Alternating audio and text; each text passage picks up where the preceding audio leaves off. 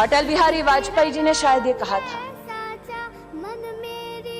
कि भारत कोई भूमि का टुकड़ा नहीं है, एक जीता जागता राष्ट्र पुरुष है। अटल जी ने कहा था कि ये वंदन की धरती है, अभिनंदन की धरती है, ये अर्पण की भूमि है, ये तर्पण की भूमि है। इसकी नदी नदी हमारे लिए गंगा है, इसका कंकड़ कंकड़ हमारे लिए शंकर है। हम जिएंगे तो इस भारत के लिए और मरेंगे तो इस भारत के लिए, और मरने के बाद भी गंगा जल में बहती हुई हमारी अस्थियों को कोई कान लगाकर सुनेगा तो एक ही आवाज आएगी, भारत माता की जय।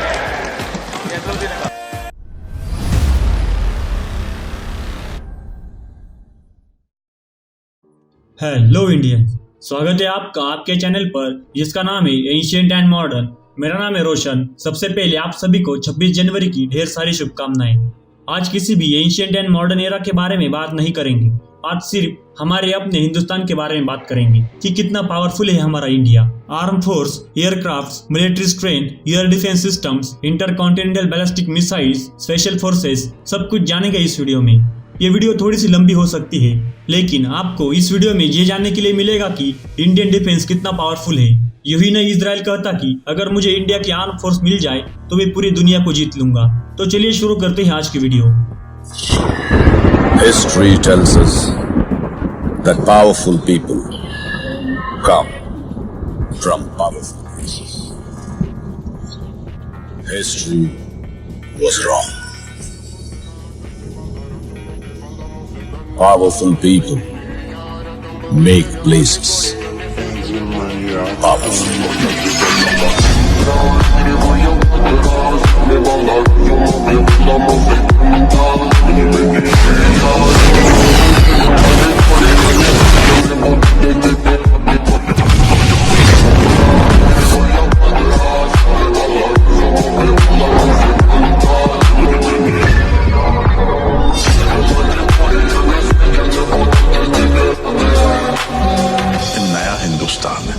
हिंदुस्तान घर में घुसेगा भी और मारेगा भी। सबसे पहले जानते हैं इंडिया की मिलिट्री स्ट्रेंथ कितनी है। Indian army commands Indian defence का बिगेस्ट कंपोनेंट है। इन कमांड्स में टोटल 7 कमांड्स आती है। वेस्टर्न कमांड चंदी मंदिर, eastern command Kolkata, northern command Udhampur, southern command Pune, army training command Shimla and central command Lucknow. इस सेंट्रल कमांड को सेकेंड वर्ल्ड वॉर के टाइम बनाया गया था। ये सारे आर्मी कमांड्स को लेफ्टिनेंट जनरल्स लीड करते हैं। इन सारे कमांड्स को मिलाकर 14,55,550 एक्टिव सोल्जर्स और 11,55,000 इनएक्टिव सोल्जर्स इंडिया के पास है। इंडिया के कंपेयर में पाकिस्तान के पास 5,60,000 की आर्मी है।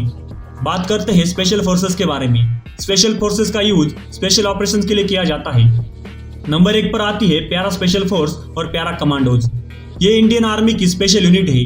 इनकी ट्रेनिंग इतनी ज्यादा डिफिकल्ट होती है कि 90% लोग ट्रेनिंग बीच में ही छोड़ जाते हैं।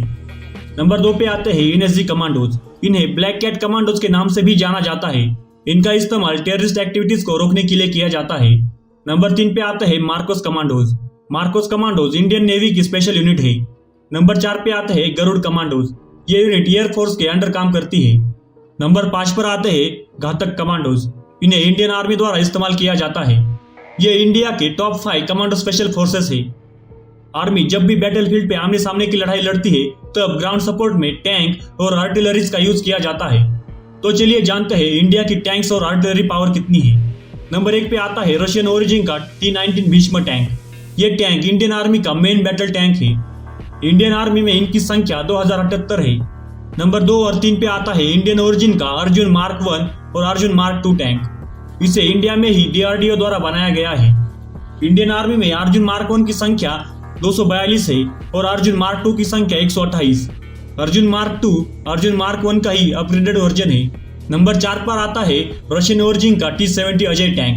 इंडियन आर्मी में इनकी संख्या 2410 है। ये थे इंडियन आर्मी द्वारा यूज किए जाने वाले मेन बैटल टैंक्स। अब जानते हैं इंडियन आर्मी की फील्ड आर्टिलरी पावर कितनी है। पहले आती है इंडियन ओरिजिन की 105 mm Indian field gun. Indian army में इनकी संख्या 1700 है। अगले आर्टिलरी का नाम है 105 mm लाइट फील्ड गन। ये इंडियन फील्ड गन का ही लाइट वर्जन है। इनकी संख्या इंडियन आर्मी में 700 है। अगली आर्टिलरी का नाम है सोवियत यूनियन ओरिजिन की D-30 होइट्जर। इंडियन आर्मी में इनकी संख्या 550 है। ये आर्टिलरी 21 किलोमीटर तक फायरिंग कर सकती है। अगली आर्टिलरी का नाम है M46 फील्ड गन। यह भी सोवियत यूनियन ओरिजिन की है। ये गन 38 किलोमीटर तक टारगेट को डिस्ट्रॉय कर सकती है। इंडियन आर्मी में इनकी संख्या 900 है। अगली आर्टिलरी का नाम है 105 mm मेटामॉर्फोसिस गन। यह आर्टिलरी 39 किलोमीटर तक टारगेट को डिस्ट्रॉय कर सकती है। लास्ट गन का नाम है 105 mm हॉविट्ज FS-77। इसका ओरिजिन स्वीडन है। इंडियन आर्मी में इनकी संख्या 200 है। ये थी इंडियन आर्मी द्वारा यूज किए जाने वाली आर्टिलरीज। अब बात करते हैं इंडियन आर्मी द्वारा यूज किए जाने वाले एयर डिफेंस सिस्टम के बारे में।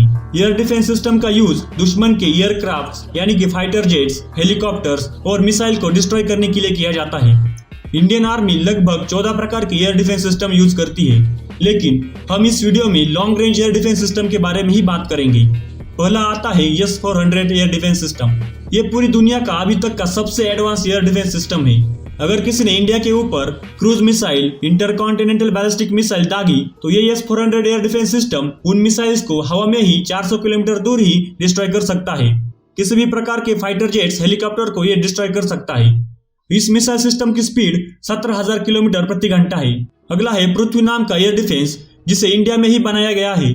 ये एयर डिफेंस सिस्टम भी किसी भी प्रकार के मिसाइल्स, एयरक्राफ्ट को हवा में ही डिस्ट्रॉय कर सकता है। पृथ्वी एयर डिफेंस सिस्टम की स्पीड 6174 किलोमीटर प्रति घंटा है। अगला है Akash surface to air missile system. इस सिस्टम को इंडिया में ही DRDO द्वारा बनाया गया है।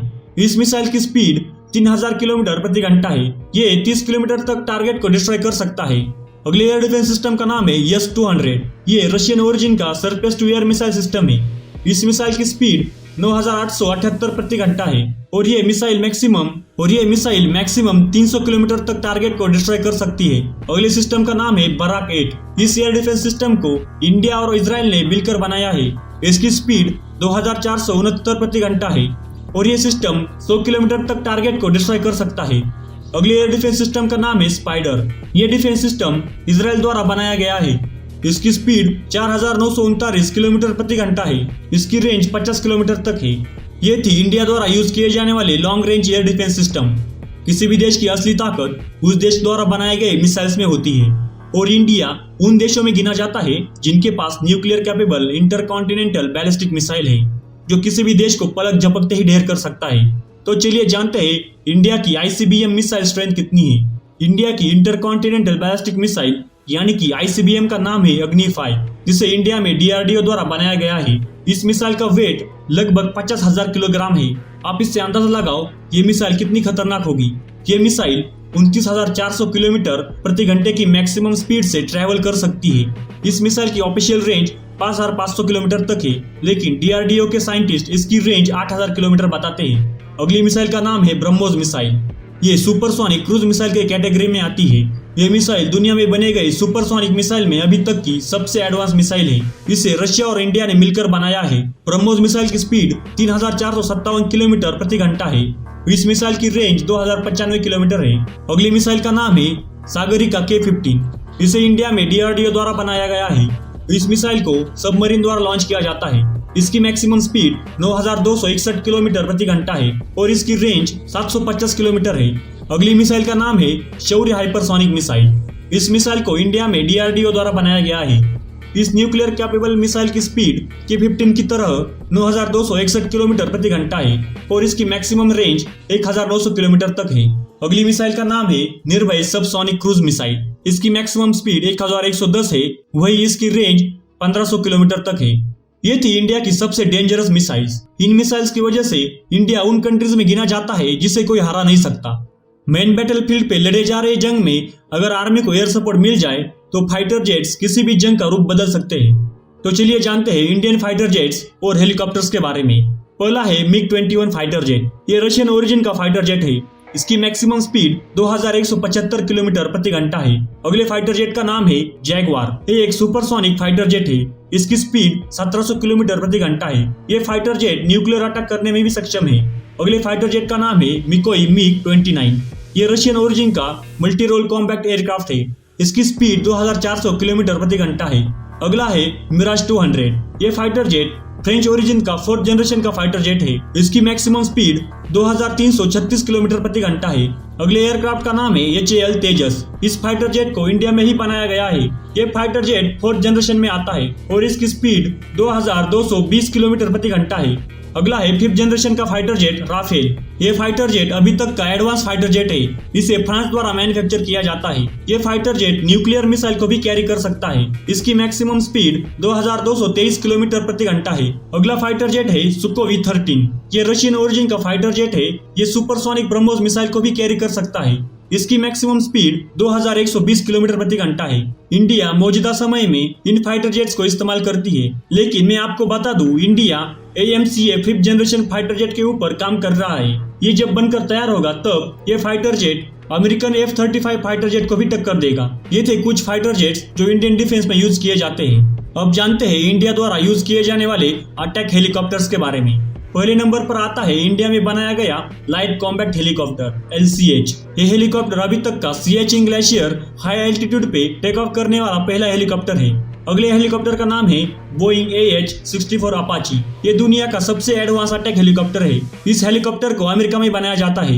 ये मल्टी रोल अटैक हेलीकॉप्टर में आता है जिसे अमेरिकन आर्मी यूज करती है। अगला है HAL रुद्र हेलीकॉप्टर। ये इंडियन ओरिजिन का multi role light compact helicopter है। अगला है मिल Mi-35 अटैक हेलीकॉप्टर। ये रशियन ओरिजिन का हेलीकॉप्टर है। Mi-35 हेलीकॉप्टर काफी लंबे समय से इंडियन एयरफोर्स में यूज किया जा रहा है। इस हेलीकॉप्टर को कारगिल वॉर में भी इस्तेमाल किया गया था।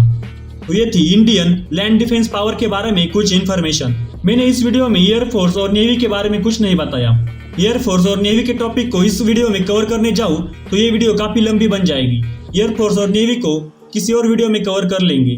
आपको अपने इंडियन डिफेंस सिस्टम के बारे में जानकर कैसा लगा कमेंट करके जरूर बताना। जिस दिन इंडिया में करप्शन खत्म होगा उस दिन के बाद India super power highest economic country बन जाएगा। 26 जनवरी के मौके पर यह वीडियो ज्यादा से ज्यादा लोगों को शेयर करना और चैनल को सब्सक्राइब करना। Proud to be Indian, respect our farmers and respect our soldiers. इसी के साथ इस वीडियो को यही पैकअप करते हुए जय हिंद।